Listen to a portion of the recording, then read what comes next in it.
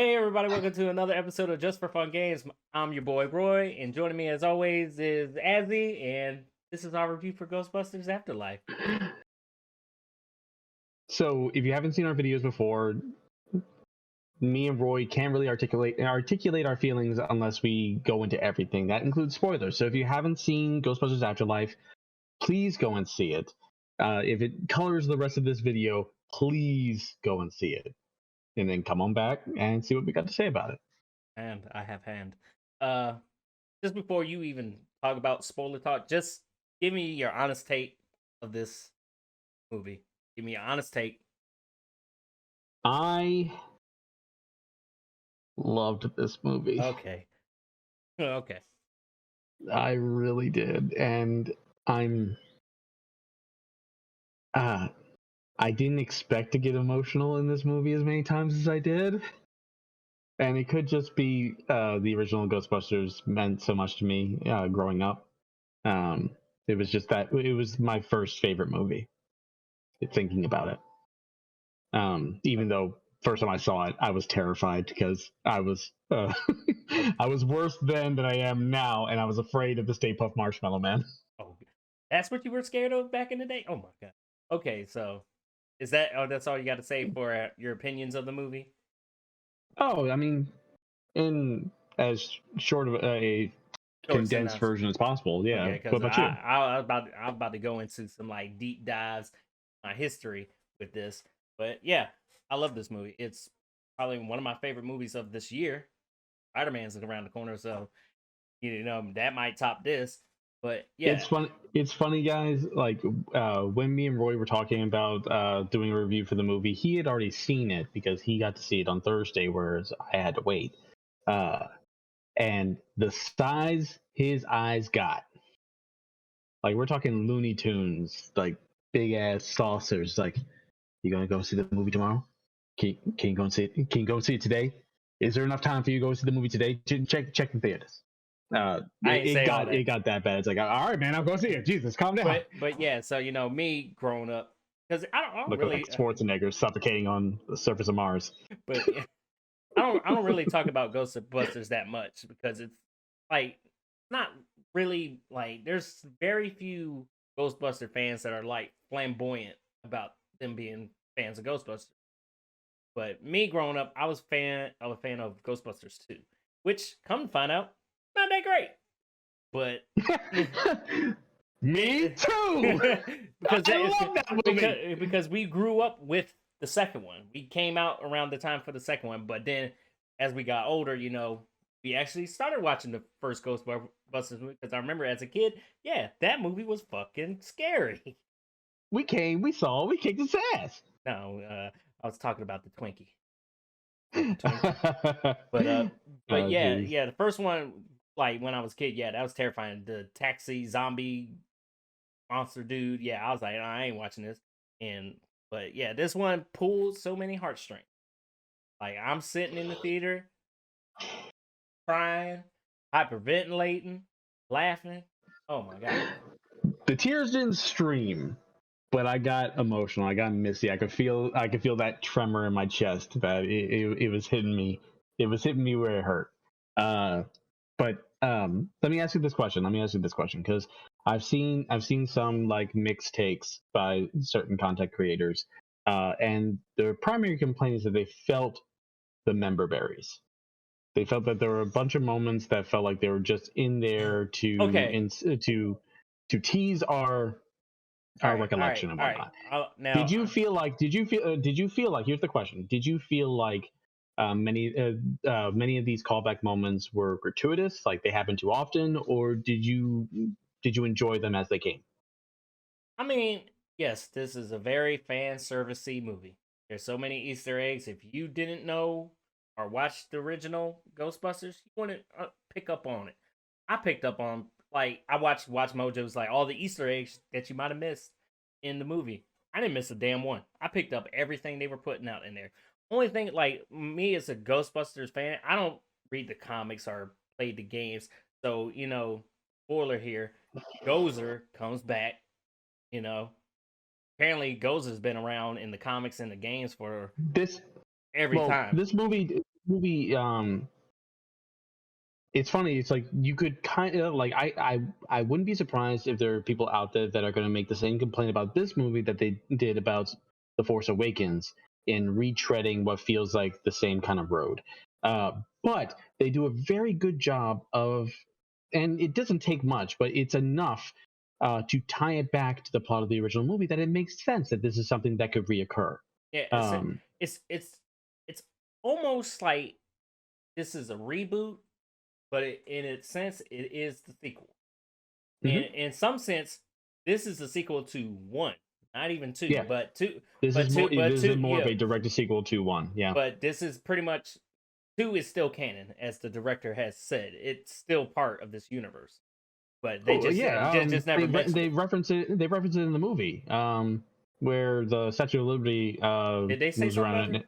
I don't yeah, yeah, recall. yeah. Recall them talking about the Statue of Liberty. I remember them talking about the Yes, that was. Marshmallow Man. Oh, maybe that was what Paul Rudd was talking about. Yeah, Paul Rudd's character. Uh, I didn't think that the callback moments were too gratuitous. I feel like with such a movie, with the subject material that they're essentially adapting, is so ingrained in our collective unconscious. Like all the like so many of us have seen and loved the original movie, and so we all know all the big standout moments. You need to make those kinds of callbacks because, like, whereas the failed reboot yeah, with the all-female cast and or the flipped cast and whatnot was trying to spin off into its own thing. This is meant to be that big of a callback. Just like with you, I didn't play any of the video games. I didn't get into the comics. I do remember watching the '90s cartoon once upon a time, Extreme Ghostbusters. But beyond that, real uh, Ghostbusters. I I did watch remember Real Extreme. Ghostbusters I too, did back watch when Extreme too, USA had so a I channel. no harm, no foul there.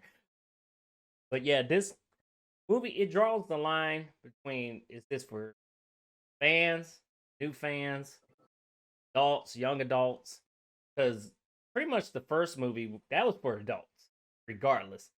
Kids just having to Yeah. watch it, okay? Yep. And, Yep. and especially Ghostbusters 2, that was definitely for kids. This one it has that Stranger Things vibe where Oh yeah, you got it's definitely banking on the Stranger Things energy. And there are moments, admittedly, there are moments where it feels like that they have to catch up on all the lore from the original Ghostbusters involving Gozer and yeah, but I uh, mean I like the that. Keymaster and the Gatekeeper, where the original introduced those piecemeal, and even the Ghostbusters didn't really know what the hell was going on up until like the last few minutes.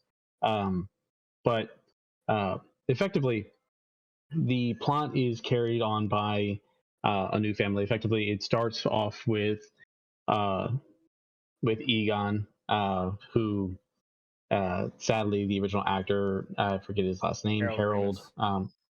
Harold Raines passed away before this movie could enter into production, and I would honestly say that this movie He's probably wouldn't passed have been away a made long time ago because of before this certain movie even was dramatic thought about.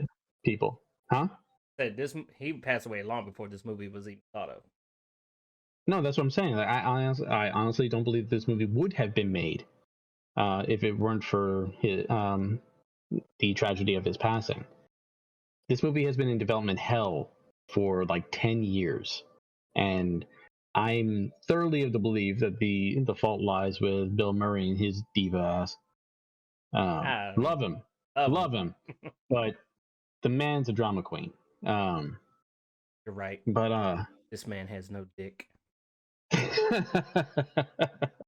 the show does a really great job of respecting Hal Ramis' memory, Egon as a character, and we pick up with uh, Egon's estranged family, the daughter who hasn't seen him in decades, and the grandkids who don't know who he is at all, as they are effectively shunted to his old farmhouse, having nowhere else to go, and are trying to acclimate to the climate. You got the mother, played by Carrie Coon, who has a very sarcastic energy to her, where she gives no fucks and doesn't censor herself for her kids, and that was refreshing. And after the shock wore off of her just like treating her kids basically as adults, because she's a single mom and doesn't have the time to entertain their a childhood sensibility. Um, you got Finn Wolfhard playing the older brother, the older sibling Trevor. I heard some people complain that they felt like he didn't feel as necessary. I don't No, agree with that. But I feel that way. I feel that way. this movie was carried by Mckenna Grace, who played Phoebe, who is effectively a stand-in for Egon. She was Yeah, effectively a tiny female Egon. yeah. Pretty much what you have is pretty much the replacements for the original. If you look at Finn's character, I forget what his character name. Uh, Trevor. Trevor. Trevor. Trevor. Trevor. He would have been the Bill Murray's character, Miss Dr. Venkman. Podcast that would have been Ray. Yep. You know, of course, Actually, I mean, Phoebe being Egon, and Lucky being Winston, and then Paul Rudd's character would have been Rick Moranis's character, Lewis. Oh yeah, yeah. Like when it dawned on me that was effectively the route they were going, it's like because Paul Rudd plays their stand-in history teacher for like summer school Love it. while he's a seismologist, and tracking these like freak earthquakes that are happening in a town, in this dusty town that isn't on any fault lines and shouldn't be having earthquake or seismic activity. I'm sorry. When I realized that he was going to be the key maker and the mom was going to be the gatekeeper, like the realizations in the course of watching this movie, while in another movie would probably disappoint me that I could pick up on it as quickly, is like I enjoyed the callback. Like I enjoyed realizing the callbacks. But it's a movie that becomes almost like this this unraveling of a mystery as to what Egon was doing post like before he died, and I enjoyed the journey. It was piecemeal. It was like finding out his actual purpose for being there, what he was doing. Now it made everything. Now this is where I get a little hazy here. Okay, first Ghostbusters. You know, they're really just starting this business just to make money. You know, they're about to they're really catching ghosts. But here's the thing: Venkman was in it for the money. Yeah, Venkman was Ray and Egon were believers. Yeah, so but either way, these guys, you know, they're going up on this big ass apartment building. They're blowing the roof off, fighting this demon god Gozer, and then they have the audacity to say Egon was crazy, that he's got to stop, and that's where admittedly all Egon had to say to Peter, Ray, Winston, Gozer's back. Get your shit. We gotta stop Gozer again. That's all you had to say. You didn't have to make it. Like, what crushed me is when, you know, Phoebe got arrested for driving the Ecto 1 through the city, tearing it up, and she makes the phone call to Ray, and Ray's like, Egon Spengler can rot in hell. That hurt. I like. It did hurt, and we don't really have all the context. I want to believe in the notion that like it's not just simply that Egon didn't tell them like Gozer was back. The way they told that story was essentially they did their job too well, and then ghosts just stopped appearing. So this could have been something that happened years later after they had spent an extensive amount of time trying to keep the Ghostbusters together and hunting ghosts, but being incapable of finding any. I want to effectively say the notion that like it could have been a combination. It could have been a combination of both, like given time and a lack of ghosts, Egon being ecstatic. Maybe while everyone else was trying to move on, he was holding on to the notion. Like everyone else became, or that Egon was being an asshole about something. You know, it's like we don't really have all the context there, but I do agree. At least initially, that felt a little bit weird after what they had done to not believe Egon and his ramblings. But it's that notion of like the man on the wall, the only guy left trying to defend everything and sacrificing everything in order to do that. the strained relationship with his daughter, even the notion that, like, and again, we're in spoilers, we have the ghost of Egon trying to help direct his family towards the solution that they need to get a hold of. Did you understand what his setup outside Gother's gate was doing? Pushing it back. Yes, but it was doing that specifically by crossing the streams. Yeah. In the first Yeah. Ghostbusters, he established that it would reverse the polarity to try and send Gother back originally. So as like the dead would rise, he was reversing the polarity to force them back down. He weaponized that thing Yeah. that could have destroyed them in the first one.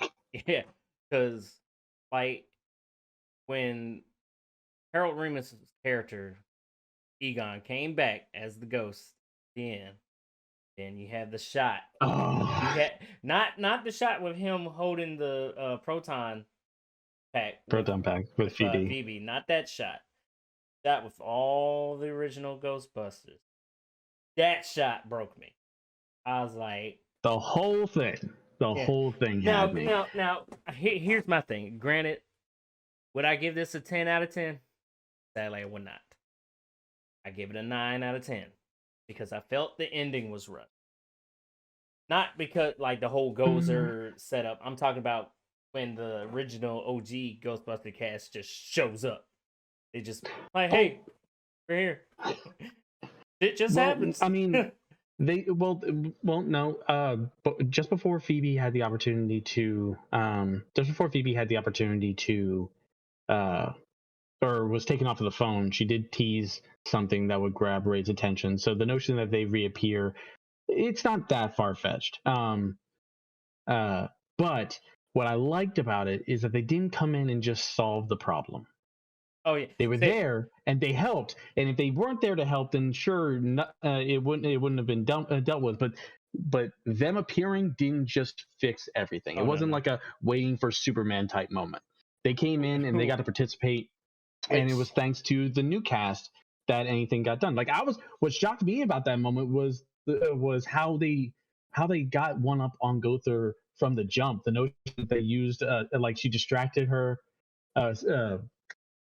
jokes. Phoebe distracted them with her like corny jokes, the callbacks from like earlier where she was writing jokes to try and make friends, and they used a trap to rip away the gatekeeper because Gother can only exist while they exist. That was great. I didn't expect that coming. Not to mention, I had assumed from the beginning of the movie the thing that Egon was goading towards his house was one of the was either the gatekeeper or the keymaster. I didn't think it was Gother themselves. I'm trying to use the correct pronouns. It's just Gozer. Gozer's a well. I mean, it was pretty much like basically in the very beginning, Egon had either caught the keymaster or the gatekeeper, and either one chased them down. And the invisible and the invisible thing was supposed to be Gother. He was trying to enact his plan to capture Gother, and I also like that they kind of sequel proof the notion. It's like, oh well, what kind of trap can contain Gother? The plan wasn't to put Gother in a single trap. The plan was to put Gother like fragmented across 400 traps. Yeah. Like, I think you're saying I feel like no. I feel like you're like, I don't know if it was your audio. You kept saying Gozer. I was saying Gother. My bad. Gozer. Okay. Well, I had the right pronouns, damn it. Either way, but yeah, I love seeing Gozer come back because I was waiting for the one line, like all the fan service they put in this. I was like, they better have the fucking scene where she said, or he, whatever you want to, Gozer says, "Are you a god?" I see. The only thing about that moment that I didn't like is when they was like, "Come on, Ray," and he's like, "Yes, we're gods." And I wish that's where the joke ended, and Gozer just be like, and Gozer still does the same shit, man, and then die. I wish it just went like that, like in the original. Be like, it didn't matter if you said no or yes. No, I didn't need that, but I felt like rather than just him saying yes and yes, and then they blast them together. Uh, it would have been funnier than like how they kind of like stretched the joke out. It's like yes, no, we're all gods. Like the other two started Yeah. chiming in. It's like that was unnecessary. It would Yeah. have been better without that. Well, But I didn't like the fact that when the OG cast came up, they were ready to cross the streams. They weren't even thinking about the consequences right then, because it was a pretty big deal about crossing the well, streams. it was a pretty big deal about the potential of what could potentially happen because Egon didn't know what would happen. He had a theory as to how it could work, but that theory also had that factor that it could also cause a detonation that would kill everybody. And obviously it didn't. That's why he weaponized it with the automated proton packs inside the temple. One of the things though, oh, sorry, what I was getting to before was not only was I surprised at how the kids dealt with the gatekeeper, but then the notion that not when the gatekeeper escaped, it didn't go back to the mom. It took Lucky. I was like, oh shit, I didn't expect that to happen either. I felt like that was just. I didn't really care for that part. I had presumed that the host for the dogs had to be particular. So I figured it would have to take the mom again, but it just took her, and I was like, "Oh shit! Well, now she's a hostage." I did like the other callback. When the mom got possessed by Zool, like there is come here. Yeah, the voice. Yeah. I didn't think the severely demonic voice was necessary because it wasn't necessary in the first one. But that's how it was in the first one. That was the cool part. We're like, I want to talk to Dana. Like there is Dana. Yeah, but she didn't start off that way. No. She started using Dana's voice, and the mom was doing the demonic voice the entire time. I didn't like the fact that they had their eyes red the whole time. Jumping through the window looked a bit weird. Maybe they should have did another take of that or something. But no, the one joke that I thought was completely unnecessary in that entire movie was the guy in the case. He was the guy who built the temple, Andor. who built the mining town, and built the skyscraper, all for the sake of bringing Gozer to the material plane. But what joke you're talking about? Well, no, just him being there at all. I didn't feel it was necessary. And then when Gozer does appear, and he raises from the dead, it's like, I did this all for you so that we could be together. And she just like splits him in half.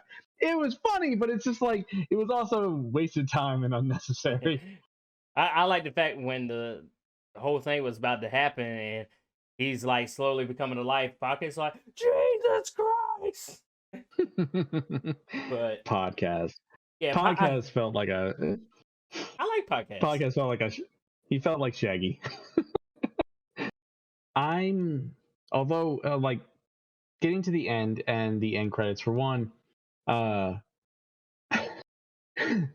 this quick, I got upset and then satisfied because I was watching the credits. Anytime I get up, I am trained now. Anytime the movie's done, I Google to see if there are mid-credits and after-credit scenes.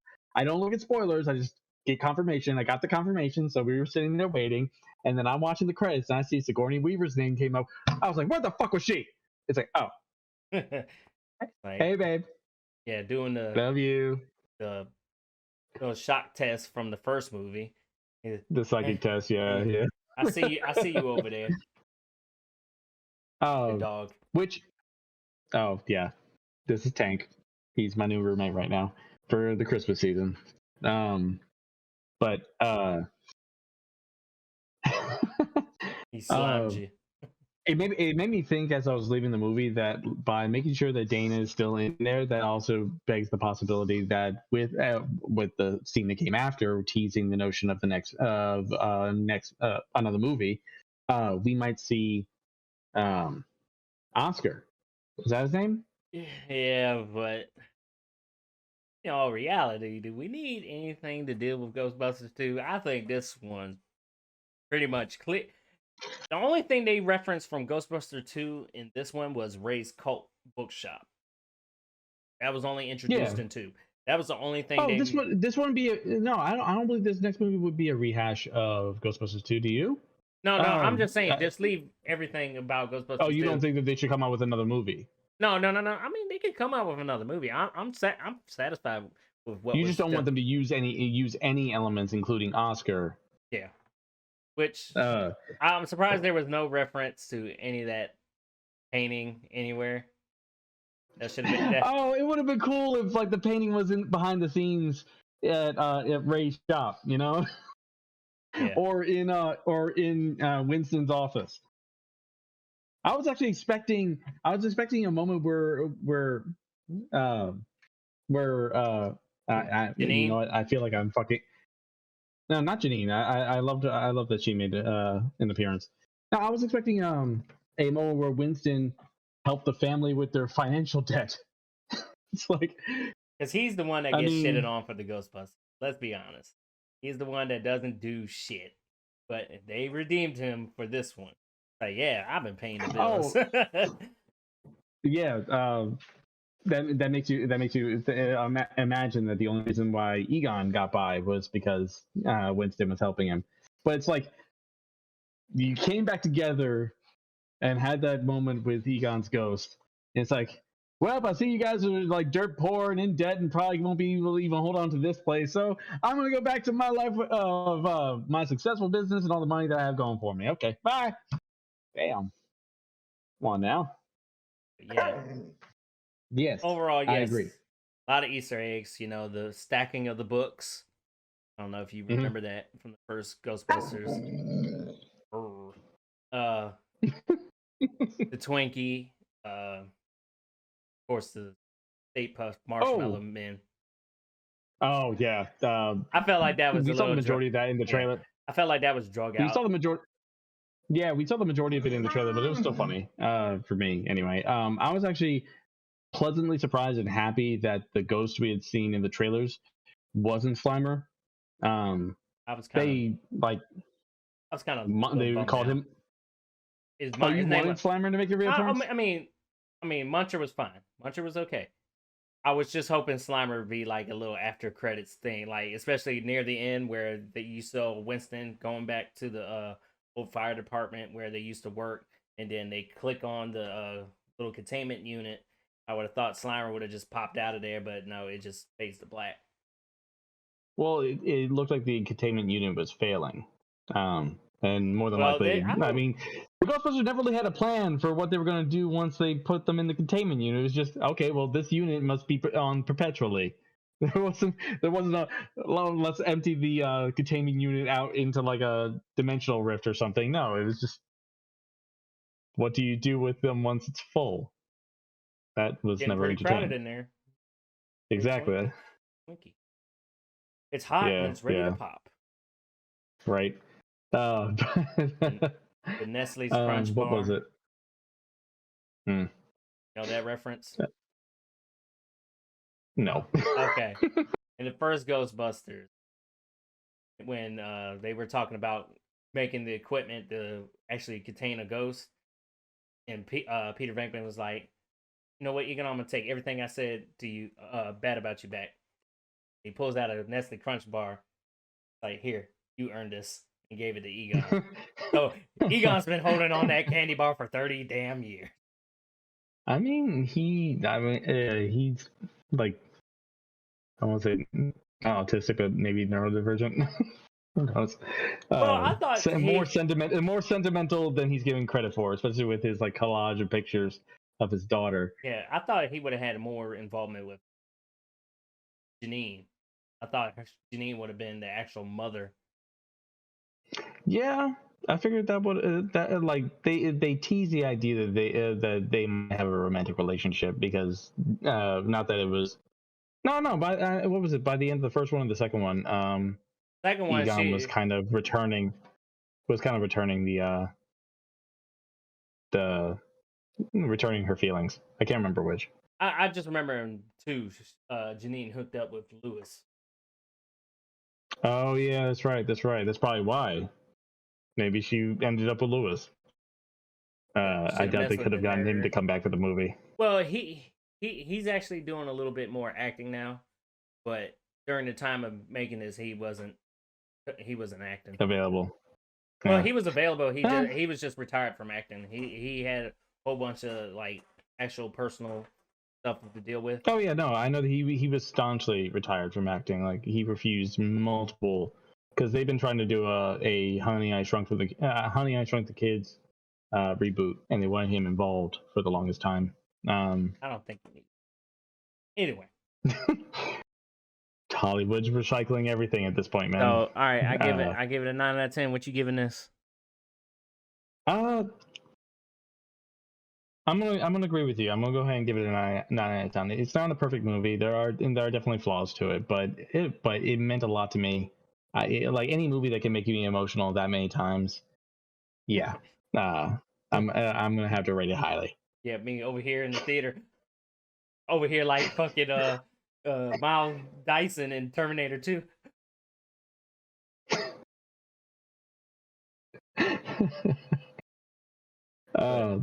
Nonetheless, let's go ahead and drop it there. What did you think about Ghostbusters Afterlife? Drop a comment down below if you saw the movie. Hit the like button, subscribe, hit the bell notification so you know the next time we're busting out with some kind of review or podcast or whatever the hell we're doing. And we will see you next time. Thank you so much for watching. Peace. Deuces. Are you prepared to die? No, I'm 12.